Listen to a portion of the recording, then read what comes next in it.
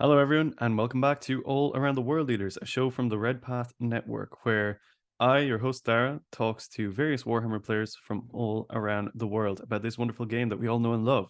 Today, I'm going to be talking to Mark, also known as Mark of Khorne, about what it was like to play World Leaders or Khorne through various different iterations of the game and how he feels about the World Leaders now. So grab yourselves a brew and let's dive into the video.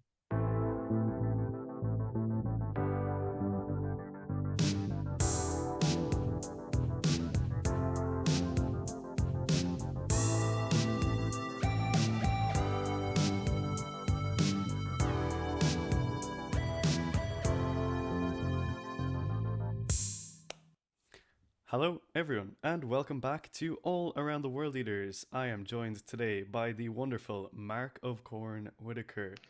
Mark of World Leaders renown and fame throughout the lands, former top World Leaders ITC Oh, I competitor. should have brought that over and I held was it about up. to say, do you have Latara? Yeah, receiver I'll of have to, maybe I'll the bring her out for legendary part two. Latara bust.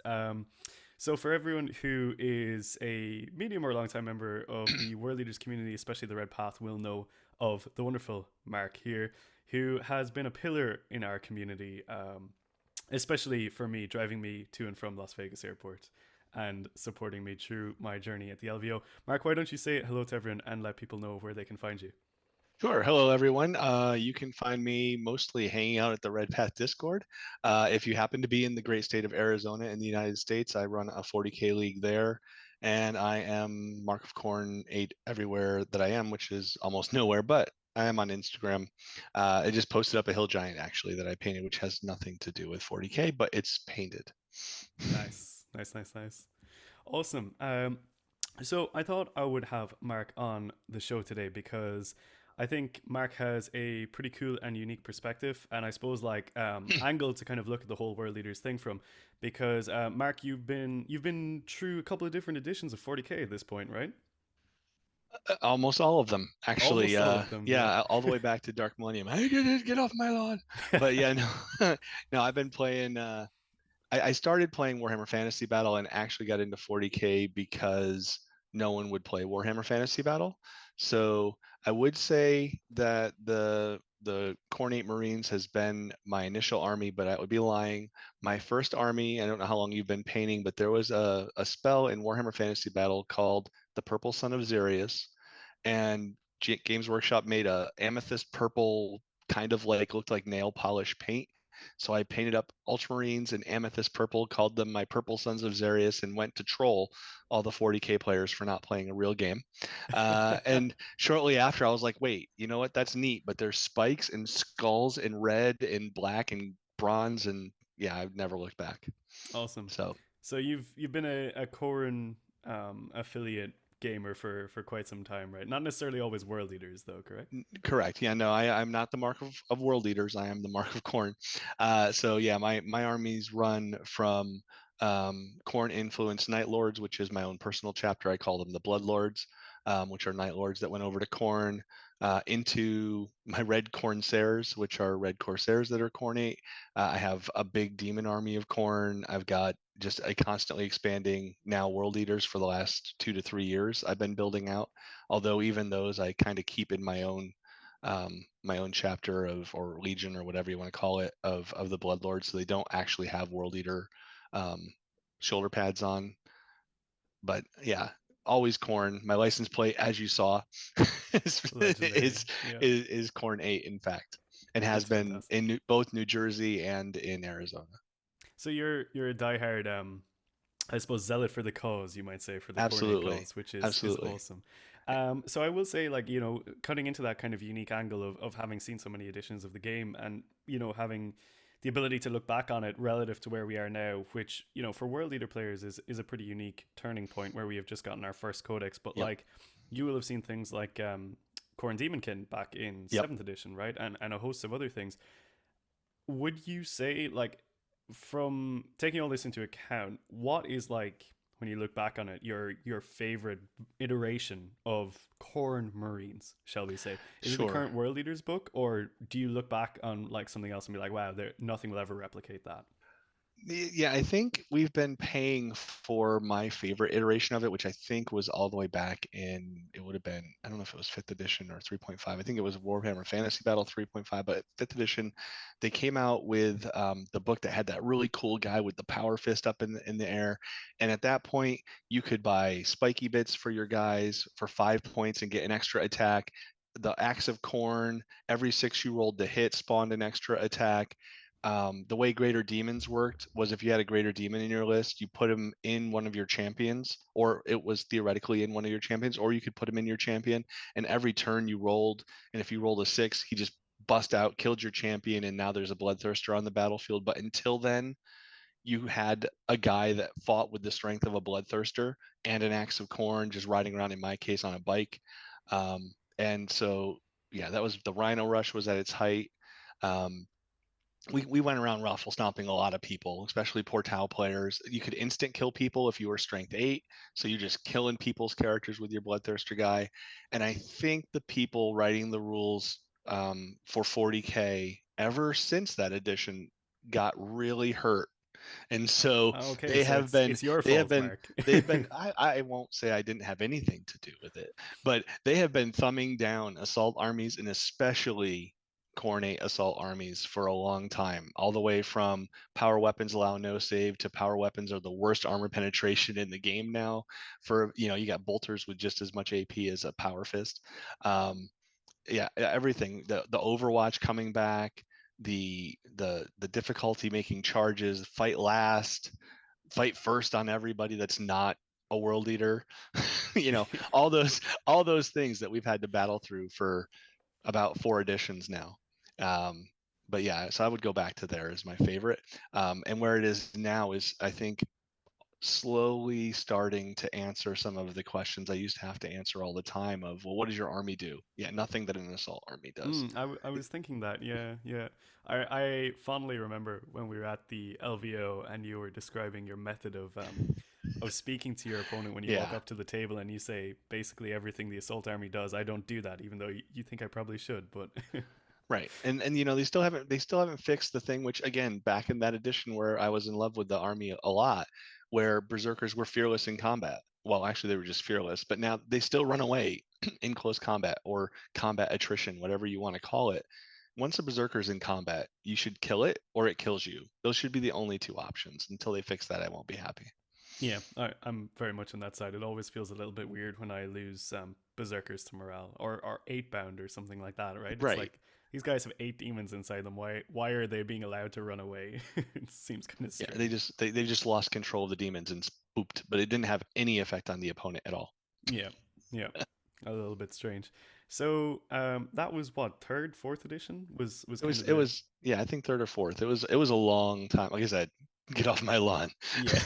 It's been a while. And And have and you? honestly, I didn't even play seventh edition. I put 40k away in seventh edition because the psychic powers were so cuckoo nuts, and the D weapons and those gigantic apocalypse templates. I was like, you know what? No, this is not Yeah, my game anymore. But I came back, so it's good.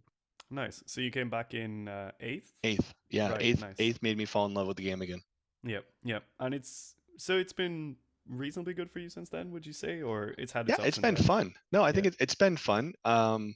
There are frustrating points that are often very related to my love for corn and watching other armies come out with rules that we should have, like Bloody Rose Sisters of Battle. I'm like, you could have just given us that codex, or Space Wolves, you could have just given us that codex.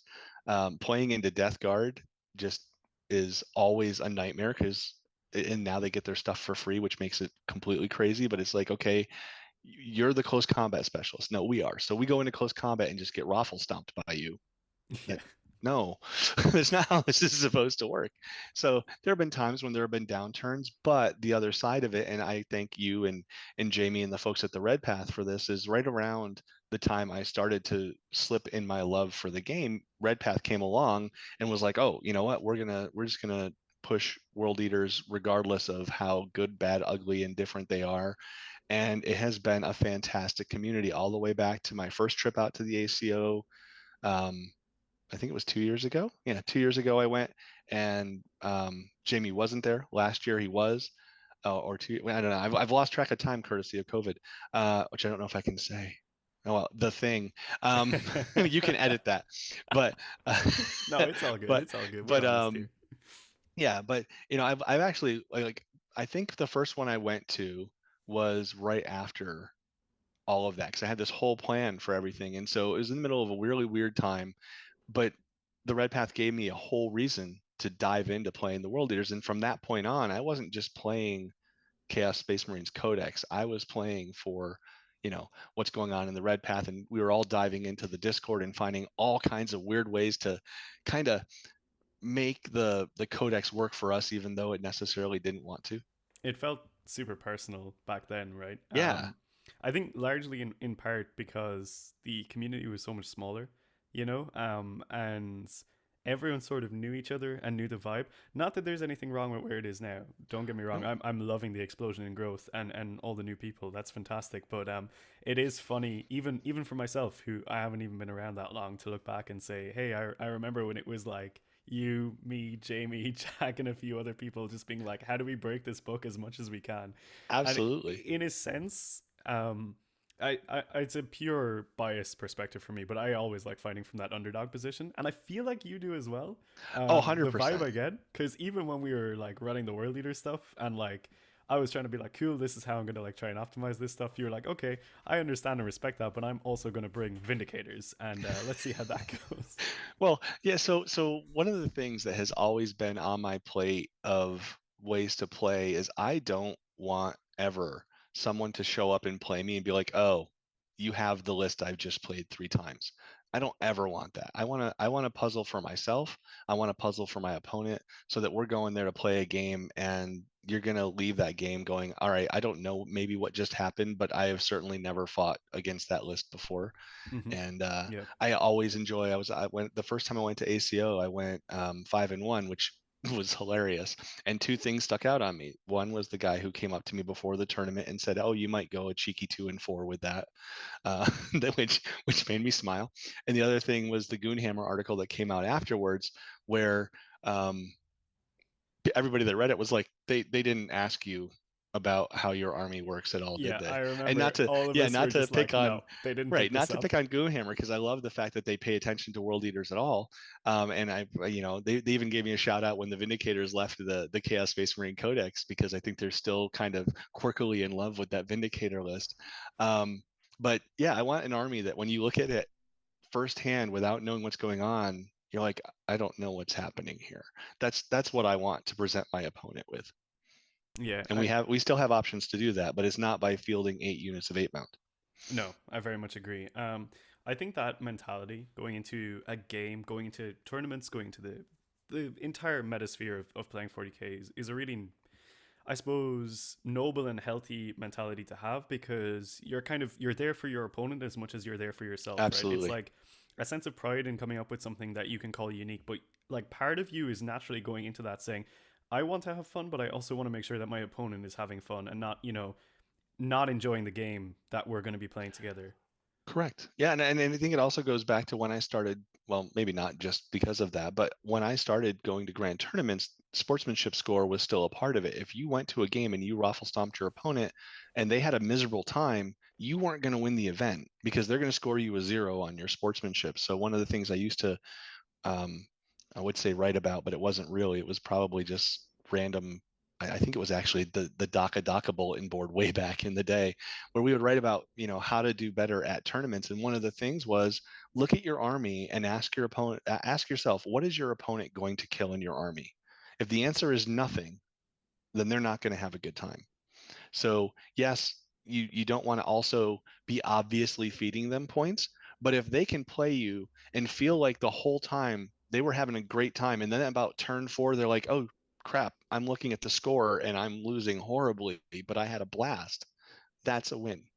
Absolutely. I think that's such a great mentality to have, and I feel like it's a mentality that isn't really, it doesn't stand out as being apart from most other world leader players. Like I think an awful lot of people in our community share that mentality as well, which is just awesome. It's great to keep the community going with those kind of things. But I think we will move on. We'll accelerate the timeline a little bit, and we will approach where we are right now with the advent of the World Leaders Codex and I suppose the lead up to it. So, knowing that we were getting a codex and now seeing how it is after it's come out, how do you feel about this new iteration of World Leaders, Mark? Um, so my first thought was I have been playing World Eaters or at least Khorne Space Marines and investing in all that good stuff for a long time. And I have to put 80% of my collection on the shelf if I want to keep playing World Eaters, which is immensely disappointing. Yes, I expect to add new models, um, but ironically, the oldest models in my collection are also the ones I can keep using, whereas all the newer stuff I got, I can't keep using. So that's weird that Warp Smiths are gone, that that the Discordant Lord, which is fine, he's gone, but we got a new one on a Juggernaut who's better. Um, what's some other good things that we're missing now? Oh, everything in the fast attack choice. Yeah, When you anything with a look at jump it, pack, right? yeah, anything, and the fact we have no lord choices, so all of my characters that I had built all of the story around and narrative around, and have followed me all the way through, I can go and build them as Juggernaut lords eventually, or convert them up to demon princes. But they're all gone for no reasonable reason, so that ticked me off. Um, the other thing that a little bit annoyed me was um, there's a bit of always when something new comes out not wanting to be, as I always as I was telling you about earlier, I don't want to be the angry guy yelling at clouds, but I have a inability to subtract my reality filter from what I'm looking at, and the new World Eater Codex, outside of a few options, doesn't give us anything we didn't already have in the old Chaos Space Marine Codex for everything that it takes away. The 8-bound are great, but they're basically just possessed. The Lord on a Juggernaut is fantastic, but it's basically a Lord Discordant. The Berserkers lost attacks. The Terminators went up in cost on points, but lost Armor of Contempt. And they're We also lost. not red butchers, right? They're also what. Yeah, this is the second part of it is what isn't in the book. Mm-hmm. Like there was opportunity for red butchers. They're not there. There was opportunity for um, corny apothecaries that are not there. There was an opportunity. Heck, I mean, just straight up look at the Demon Prince in a World Eater's army versus a Demon Prince with a Mark of Khorne in the Chaos Space Marine Codex. You have one less attack. Why? Yep. Because, oh, well, you get it back if you charge. Right, but I didn't need to charge. Even the blood tithe points, I love them, but you get exploding sixes to hit. I could have gotten that by spending a CP before. You get +1 AP. I could have gotten that by spending a CP before. You get +1 to charge. We should be advanced in charging anyway. But now we can work our butt off and get to a point where by the time half of our army is dead, we get some abilities back.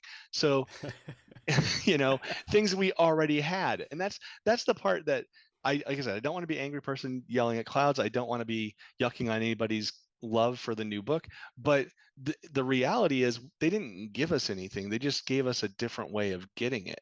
So I don't think we really gained a ton with the new book, other than if you want Angron. Angron is a cool addition. And then the parts that I have started to pivot into with my list building is okay, fine, whatever. Let's look at what we actually did get that's new for everything they took away.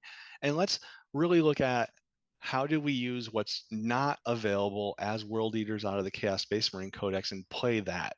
So the Juggerlord is fantastic. We'll talk probably later about the Jackals, who I think everyone is just lost on. Yep. Um, Yep. as We're going to far as do a that special goes, jackal segment in part two. Jackals are everything. So there's that. Then start looking at, okay, how do we need to play the game? And that was one of the things that um, I spent a lot of time looking into with the old book, and I think I have to look at more in the new book, is when does the army actually get effective, and what are we doing to play the game so we can get to the point where our units are the most effective, and that's the blood tithe points. So if you're losing everything that benefits from blood tithe points before you've accumulated your effects of the blood tithe, well then you're missing something there as well. So I think the new book is growing on me, but I still don't see reasons why and you're waiting for me to say it. Why Vindicators are not in the book? They We should can be in talk the about book. it. We can. The We have safe word stupid is off. predators. You can talk about We have Vindicators. stupid predators. We have stupid land raiders. Where's my Vindicators? So other than that, everything's fine. Yep. Yep. Sure. Yeah. Sure. Okay. Awesome. So in terms of like, obviously, I think you share a lot of the community's, I suppose, tough feelings on the things that we might have lost and the things that we didn't have in the book. But what would you say are like the things that kind of came out in the new book that you really did like? Yeah. So one, we have, and it's a weird thing to like.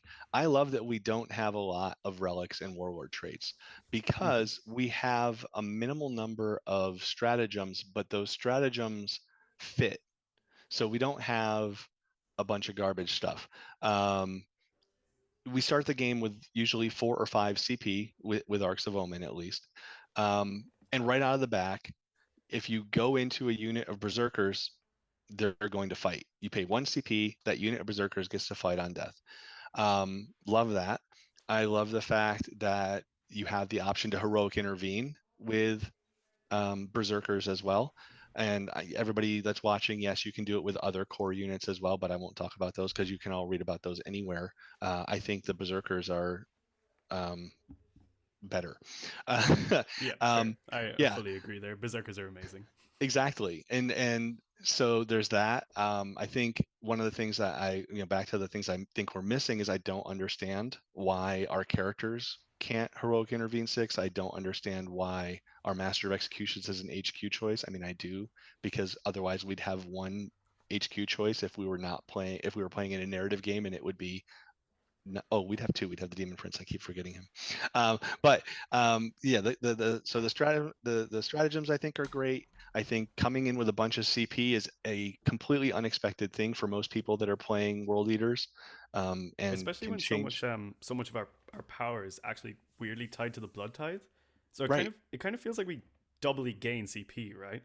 Correct. Yeah. Yeah. I think fortunately there isn't something in, and I worried that there would be something in there that says if one of your characters kills one of their characters, like Skulls for the Skull Throne we used to have, if we still had that stratagem, good lord, Yeah, we would just be vomiting command points all it over would the be a table. lot So it's more. kind of good it's not there. But it does touch on the other thing that I will talk about probably eventually, which is I do not love our secondaries. I mean, I love that we score tons of points. I don't love how easy it is. I fully for agree for there. Yeah, anyone yeah. for anyone should never have a secondary that you show up and you just get 15 points for, regardless of what your opponent does. I don't like it. But that said, the way that our secondaries play, if they weren't quite so easy to score, is very fitting with the army. So I like that a lot better um, than when we used to be. I don't know. We used to joke about Terrence and Philip wandering off and looking for skulls in some point of some area of the board because skulls for the skull throne, Yeah, or retrieve picking up the Nephilim treasure chest of data, skulls, or right? yeah, we're looking for treasure. I used to scream it all the time. I used to send the bodyguards when it went back when the Dark Apostles, 2 little Dark Disciples, weren't actually part of the same unit. I would send 2 Dark Disciples named Terrence and Philip off to look for treasure. That was the 12-man capacity in the termite drill. That was the goal for me, Yes. like 10 berserkers and 2 dark disciples to do R&D. Yeah. So I do think that the new codex gives us a much more world eater feeling army Yeah, for yeah. everything that we've lost. And I do like that a lot. Yeah, I think that's really fair, and I think like it's just really interesting because I know a lot of people like to score big and like to have the nice things and stuff, but I really resonate with what you're saying about the secondaries, especially that like I really do not love how easy things like Pile of Skulls are for an automatic 15 in a game. Right. It just doesn't feel fun, and the worry that I have is that it becomes a crutch for people and they get super used to scoring that 15, and then when it inevitably changes, which it It definitely is will. going to at some Absolutely. point. That like we don't really know how to adapt around that because we've gotten used to maybe on an automatic 15 just being added to our score, right? Correct. So I think that is an interesting point to kind of take on board and for people to consider when thinking about the future and things like that. So I suppose with all that in mind, where's your mind going right now in terms of Like you're obviously still playing competitively. You were at a Yep. major pretty recently. I was, and I was 2-1. I had to drop the second day because I had spent the entire week before, like we were talking about, you're getting ready for getting your Angron done. I got everything painted for it, and it wiped me out. I was up until 2 o'clock in the morning every day, and so when we got around to Sunday morning, I woke up and could not speak, so I couldn't go back. Fair. Yeah. Otherwise, it is very possible. I won't say, not toot my own horn, but it was very plausible that there would have been a World Leaders player second and third, having gone 5-1. And the only person I lost to was the guy that won the entire event, who I believe is currently the number one player, um, in the FLG rankings across all Really? of ITC. He's the guy that Wow. that I lost to in round one, That with a was your Tau round one army. pairing? That was my round one pairing. And I Sheesh. was like, wow, now I feel really bad. And then I went and looked and I was like, all right, now I don't feel so bad. If the only Yeah. guy you lose to is the guy that wins the GT and he's the number one ranked ITC player presently, that's okay. Especially when I realized right after I placed a piece of terrain that I put a piece of terrain he could get up high enough to shoot over. Oh, And I was like, wonderful. why didn't I put it? Why didn't I put a different piece of terrain there? So he went first, so he just blasted me off the table, and I never got to recover. So kudos to him. Um, but yeah, no, I'm 100% still going to play competitively. I'll be going to Atlantic City Open. I was debating whether I would shift over and try, because back to that whole playing the underdog thing. I think it is absolutely harder to win with Chaos Space Marines right now than it is with World Yes. Leaders. So Yeah, there's a very much big so. part of me that wants to go prove that can still work. Um, Very but ambitious. but the other side of me says if I didn't take World Leaders to Atlantic City Open, there'd be a lot of people back home when I got there that are like, they got a codex and you didn't show up with it. What's wrong with you? So, I mean, that's um, fair. yeah. So I have at least one more season of World Leaders in me for Awesome. sure, and then maybe I'll take a look. Who knows what 10th edition will do? Yeah, who knows, right? It could be creeping around the corner, and Yep. we all wait with eager and apprehensive anticipation to see how that one's gonna go, Here's your new right? codex. Go buy another one. Yeah, fantastic. Well, that was a really nice perspective on kind of where things used to be and where things are right now and how you feel about all that. And I think it's really interesting to hear from someone with so much experience, kind of how all that like plays out over time because it's not just a there's a lot of people who are coming into world leaders for the first time and they don't have that necessarily like the background, the history, the all the games that they've played already and they knowing how things used to be relative to how they are now, right? They only see things in the current perspective, which I think it's important to think about those things as well because things are really nice now. Maybe they were better before, maybe they were worse before. All that good stuff. But I think what we'll do is we'll take a quick cut break here, and when we come back, we're going to talk about your current hotness, the current things that are going into your competitive list, which I am a massive fan of. Give you a hint, it begins with the letter J. And then we might talk about what you're hoping for in the future, Mark, in terms of future releases and future direction for Leave Action. All right. Fantastic. So we'll See you see on the you other side. all very soon, folks.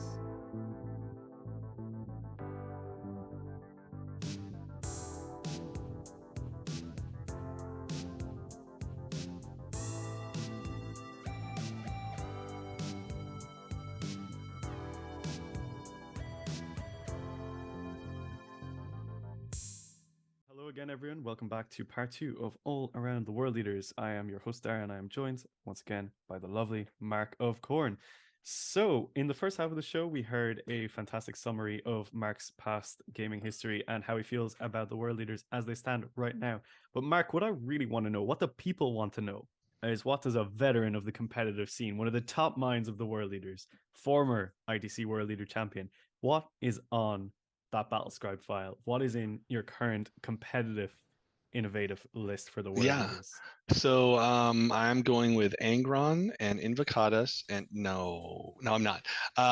So as we were talking about earlier, one of the things when I look at an army, I want to make sure I'm bringing something that people haven't seen before, and I also like to do deeper dive into the codex and say what do we have in here that's kind of a hidden nuggets.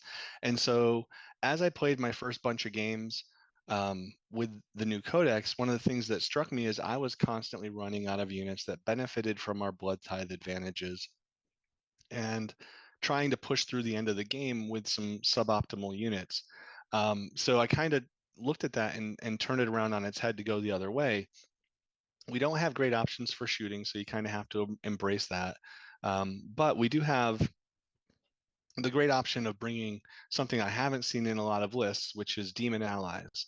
And when demons die or whatever demons kill, they still add to your blood tithe points. They don't benefit from any of those things. So I was like, wow, what a great unit to use as your shock troops and just throw them in, make your opponent deal with them. And it actually has a really interesting side effect that I didn't even realize until I started playing, which is your opponent tries to shoot them. Well, it doesn't matter what you shoot them with, half of the shots get bounced off of the demon save. Nothing else that we have is surviving half of the shots. You shoot a land raider, it's not making a 4-up save against anything anymore. The only thing we have with a 4-up save is our characters, and with the universe ignoring invulnerable saves like it does, well, they're not invulnerable saves either. So my bring as allies Karanak, a unit of flesh hounds, which gives me some really annoying abilities to deny psychic powers. You get the stratagem from the flesh hounds that if they're within a certain distance of the psyker, you can also, if you failed the deny on a 3-up, you can just toss that and it denies it anyway. And then I bring 2 units of bloodletters, which lets me drop one in on turn 2 and one in on turn 3 and make use of their stratagem for a 3d6 charge. So that adds some pressure early on. And then over on the world eater side of it, I have Invocatus because he's fantastic for early game pressure. So he does come with 1 unit of 8-bound that get tossed forward for early blood tithe points, and a Hellbrute, which isn't a great choice usually, but it's a vehicle. And so if you kill my Hellbrute and you kill my 8-bound on turn 1, that's 3 blood tithe points. Those 3 blood tithe points translate into a +1 charge for my entire army for the entire game. So on turn 2, when I come in with a 10-man unit of berserkers from strategic reserve, which is another thing I think people aren't using at all Oh enough, my god, it's so good. you It's come in, every yeah, single game I play now. exactly. Every single Uh, game. so I've got 10 berserkers sitting in strategic reserve that are going to come in 9 inches away from something to charge, because yeah, everybody talks about infiltrators in the 12-inch bubble, but you can't cover the whole board with it. And most people, for all the talk about infiltrators, don't bring them. Yeah, that's So it, right? They don't um, actually show up that yeah, much. And I think you make a great point. They can't be everywhere, right? right. And if It's pretty wherever they are, exaggerated. that's where the 8-bound go. So they're not there anymore because the 8-bound will absolutely kill 5 infiltrators. Um, so yeah, so they come in 9 inches away. They get a 3d6 charge. There's 10 of them, which means you're going to have to work your butt off to shoot them all dead. Meanwhile, you're dealing with the Bloodletters, Karanak, the Flesh Hounds. If you didn't already kill the Hellbrute, it's stomping around back there.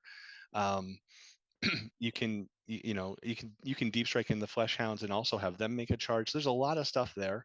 And then the next turn, on turn 3, I bring in, and this is the real hotness, This because is the by good then stuff. hopefully you've picked up a +1 to hit in combat, you've picked up 6s explode in combat. Then I drop 20 jackals on you from strategic reserve, who also can make a 3d6 charge from effectively 8 inches away. And I was laughing because I was playing Don Husin yesterday, and I was like, okay, a berserker with an eviscerator is 27 points.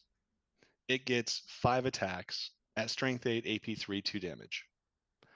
2 dishonored with the skull smashers are 24 points, and they get 16 strength 6 attacks The at Dishonored AP 2 for 2 damage. the Like, Dishonored is wild. yeah, so forget about the 72 attacks from the rest of the jackals. Yeah, that's right. Yeah. 72 Yeah. attacks from the rest of the jackals that are hitting on 3s, wounding on 3s, are AP2 potentially. That's just icing on the cake. Those 2 dishonored who you have to kill 18 jackals to get through have 16 attacks Yep. that will kill everything that they hit, which is ridiculous. Oh, side note that we realized yesterday as well, if you spend your 2 points on the 5-up save against the feel no pain against mortal wounds, when you jackal juice, you don't remove 3 models. You take up to 3 Oh, that's mortal so wounds. funny. I didn't even think of So that. they don't necessarily even die from getting That's jacked up. actually So hilarious. yeah. So with the first 2 or 3 times, I lost like a jackal. Oh, and other things that are fun about the jackals that, like I said, no one's paying attention to. The jackal icon.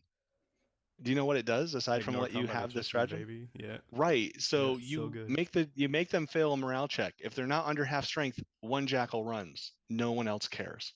Because you don't ignore it. You add one to the roll, which means you can never roll a one. Oh, what? Oh, I did Yeah. not know that's what it The did. I thought it jackal was just icon even. adds one.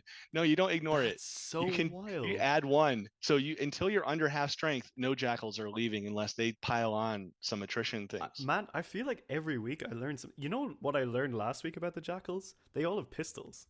I just did not Yes, they all know. have auto pistols. Yes. I Yep. looked at when I put the models together. My brain was like, they have no gun. And then when I was on the table, I was just like, yeah, of course they don't have guns. And like the boys were like, but they have holsters. And I was like, yeah, it doesn't mean anything. And I was like looking at Wikipedia, and I was like, oh, it's weird. They have like an auto pistol entry in here. They must have just made a mistake. And one of my friends was like, check the codex to make Nope. sure. No, And they I all opened have it and I was like, pistols. what? Yeah. So my Yeah. army suddenly got So like 40 extra pistol shots. But exactly. So you can sometimes clean up little ones and twosies that you don't want to have to charge with your auto pistols. Not often, but sometimes. yeah, yeah, for sure. Yeah. And So like those the come thing in that with I the find other is like if you pop the 6 up field no pain on them, they are obnoxious. Like actually correct. just obnoxious. Yeah. They're pretty when there's 20 of them, it's pretty obnoxious because just even without that, like how do you no one comes prepared to sweep 20 bodies off the table. They might get rid of 10 or 12. Who cares? You have the dishonored, you have the two with with the maulers, and you have your leader.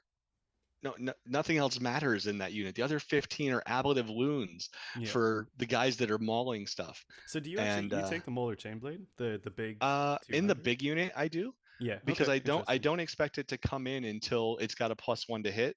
So that's another 8 attacks hitting on fours that are That's a good strength point, 6, actually. Yeah. Yeah. AP2, 2 damage. So yeah, I take it on the big unit. I have a unit I keep in the back that doesn't have it. It's just there. You're taking sacrificial blood type points. If you want to shoot them, you knock yourself out. You're not Yeah. going to kill all of them probably, and they're just going to score points back there. Um, so there's another unit there, and then there's another unit of 10, which I do give the Mauler Chainglaive to if I because I have 5 points to spend just randomly, and I also give that one an icon as well to get rid of the attrition stuff, and for a cheeky turn one charge if you try to push into them. Um, so that unit will go in and wreck house even without the +1s to hit and all the other stuff. They're just not bad units at all. The volume of attacks that comes out of jackals It's is wild. kind of staggering until you get used to it happening to you. I think yeah, Um, it was the first thing that I found because you know me, I'm a big proponent of the the mortals. mortals, yeah, The down to earth men and women of the army. You know, they're my people. But when I started running them, which was pretty much straight away, I ran a list with 40 of them. I was just like, whoa, these guys are nuts, like really, really good. And I think a lot of people are starting to use them now and coming around to them. And to like, I think the problem is a lot of people perceive them as walking blood type points, right? They just throw them forward and yep, expect them to die, but don't necessarily play around getting them into combat. And I correct, think that's where a lot of the problem is with the jackals. But yeah, so going forward, it's an awesome list. I think people are sleeping on it.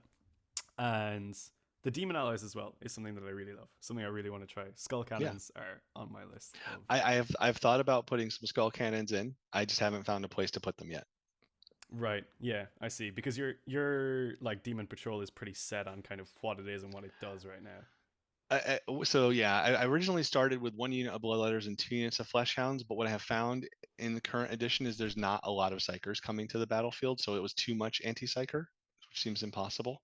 Um, and it didn't give me the turn 2, turn 3 push into people with the 3d6 inch charges. But I would have to take out a unit of bloodletters or the unit of fleshhounds to put the skull cannon in, and I just don't think it gives me as much as the other stuff. But it would be easy enough to take out a unit of bloodletters and put in skull cannon just for some shooting. Yeah. Yeah. I think it's like you say, it's good, but you really have to kind of understand what you're losing to get that Yep. skull cannon in. I like them in pairs. It's something that's kind of on my radar of trying. I just find it a shame that the juggernauts are so bad in the demons book because I would really love to run them, but they're Yes. just they're They're not that good. ridiculously bad. No, Yeah. it's a shame. So that is a fantastic little insight into what you're currently bringing competitively, and I'm really excited to see how you do with the waves of mortal infantry going forward. It's a But lot of models. it's a lot of models, it's a lot of bodies. Unfortunately, it's also a lot of no prisoner points, but that's kind of whatever. It doesn't matter. Every one that they get, we get too. Exactly. Yeah, you kill me, that's fine. I'm having fun Right. too. So, in terms of like how you see things going in the future, like in terms of like the competitive, I suppose, angle for the world leaders, but also in Mhm. terms of like releases, in terms of new plastic and all that stuff. Like, I don't want to just focus on like, because everyone's like Juggernaut Cavalry, right? Like, that's the go to thing right now. It's like, oh, what do you want to see Absolutely. from the future? Juggernaut Cavalry. It's like, okay, cool. We all want that. But in terms of like new kits and also where you want the direction of the army to go, like in a more meta kind of sense, what are you looking forward to in the future, Mark? Yeah. So I think one of the things that they really need to do is look at making it a more complete army. We've always given up the psychic phase. Um, you've heard me bitch and moan all the time that our demon princes don't even have denies. That we should at least have denies on our demon princes if we're not going to get psychic abilities. Um, we don't. So the fact that the book as it stands without Forge World stuff is devoid of a shooting phase as well is potentially boring because no matter how many different variations of it you bring, your opponent knows that if they succeed at shooting you before you can fight them, they win. If they don't, then they probably lose because they could still fight just as good as us. We're just going to fight occasionally on death. Like the example I would look at is Space Wolves versus where the world leaders are. If you took Psychic away from Space Wolves, they would still feel like a complete army. We have almost no shooting choices, and that doesn't make a lot of sense. So I would love to see them if they're not going to change other things, then I'd love to see them bump Hellbrutes up to a movement of 8, so that they could at least keep up with the army. The Contemptors, I think, are speed 8. I don't know if the Leviathans are, but I don't Yeah, the understand the why. Contemptor and Leviathan are like the fact that the Leviathan is faster than the Hellbrute makes no sense to Exactly, me, right? exactly. So I'd like to see that. Um, I would love to see. They 100% need to come out with Red Butcher Terminators. That just it makes no sense that they don't exist and that it's just a stratagem. They need to do that. I would love to see them come back with some World Eater specific Warp Talons, or I think there's actually a Horus Heresy World Eater unit that is um, Raptors, or at least jump pack assault infantry, that's specifically known as a world leaders unit. So the fact that that doesn't exist either is a little bit strange.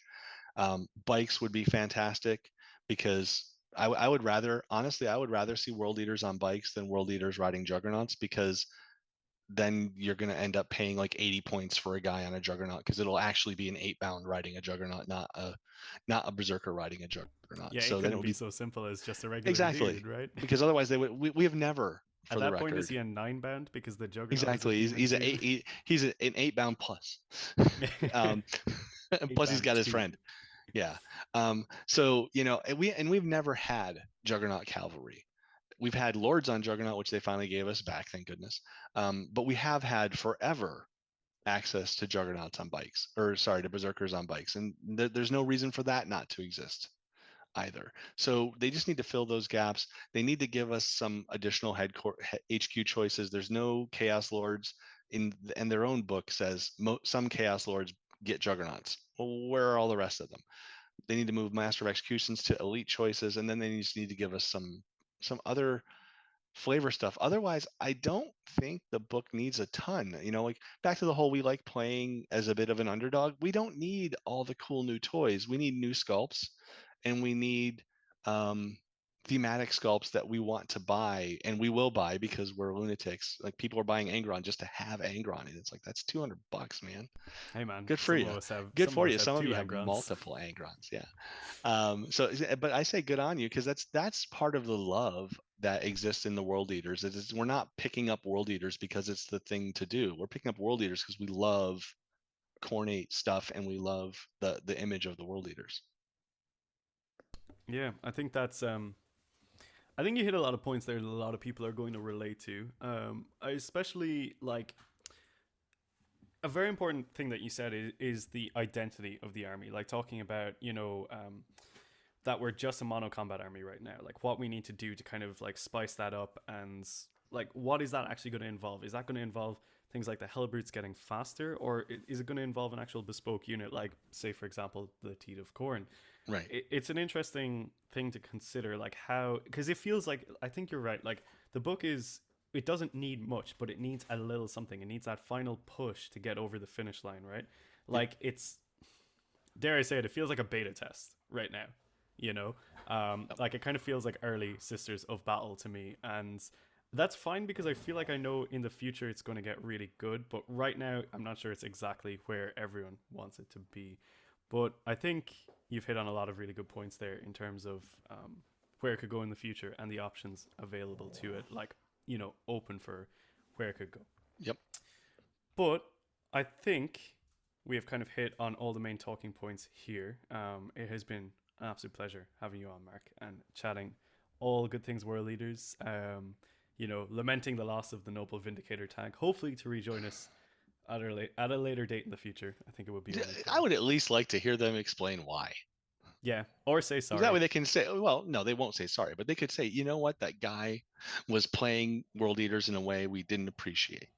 Yeah, He had guns. yeah. No You know more of what? that. I feel like let's not lay the blame for the loss of the Vindicators at your feet on this one, because we don't want to go there. We But got jackals though. we got Jackals, and hey, if that's the thing that you're going to break next, I would really rather GW does not remove those from the book. Well, I will say the first time I sent the 20 jackals into, well, actually the first two times I sent them in, my opponent was just like, wait, they what?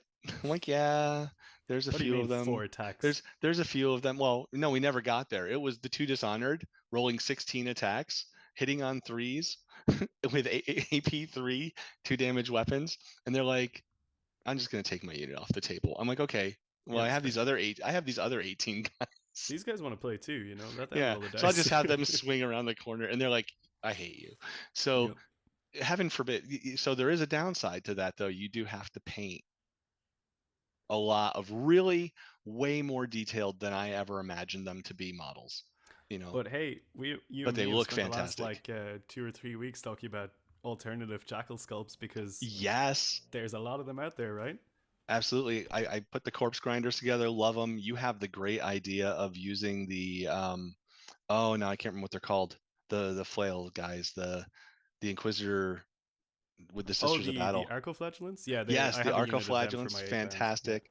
Which, I've funny fact, are actually, actually yeah, also on hopped up on Friends on as well. So, exactly. So that works perfectly. The yeah, Corpse Grinder cult works great because they all have goofy masks on and are absolutely cornate worshippers. I've actually kidnapped a whole bunch of Bloody Rose sisters and yep. used them as my eviscerators with Hmm. with those crazy people. So lots of good stuff going on. So plenty of opportunities to do cool stuff, and I'm looking forward to it. Yeah, same. I'm really looking forward to developing a whole swathe of jackals to join my Mortals army. But yeah, it's been fantastic having you on, Mark. Thank you once Always a again. pleasure. It's always great to have you on the show and Did you ever get chatting. your luggage? You know what? You know what? Funny little side story here, right? Did I not tell you this? No, I don't. Well, So I don't know. I Maybe. filed for anyone who doesn't know, my baggage was lost coming back from Las Vegas because of a variety of different flight delays and cancellations or whatever. But it had in it a certain number of items which were very near and dear to my heart, namely a mushroom shirt, which is full of hidden power. There was a nice FLG shirt that Mark bought for my birthday from LVO. There was a pink Berserker, metal Berserker, original sculpt from good old Ron, and a host of other really nice things. However, it was lost, and I had been onto American Airlines being like, yo, where's my bag? And they were like, we do not know. We think it's in Philadelphia. And anyway, time went by and I filed for compensation. And suddenly, 2 days after filing for compensation, my bag suddenly was discovered. So it is on its way back to me, finally. Only what now? 2 months, 3 months Yep, later? going on two Oh, months. the Yep. question is, will there be anything in it? I just hope that the big old bottle of whiskey has not broken and doused all my clothes in Jameson. Just drained all of the everything off. it would be an unpleasant, well, I guess not an unpleasant smell, but a sad waste of good whiskey. Well, exactly. There would be a moral in that story, which is you should have drank the bottle of whiskey first. You know, that is a fantastic moral. No one helped you. I was kind of stunned. I made a decent hole in that bottle with no help, you know? But yeah, what a pleasure it's been, Mark. Thank you so much for joining us for a lovely episode of All Around the World Leaders. Great to hear your Absolutely. perspective and your take on everything new and old besides. So, thank you so much, everyone, for hanging out with us on this episode. I hope it's been a fun one. I hope it's been interesting. As always, you can catch us here. You can catch us on Twitch. You can catch us on Spotify. The links are all down in the description of the video, wherever you may be consuming this. So, thank you so much for staying tuned. And as always, everyone, stay healthy, stay safe, and kill, maim, burn.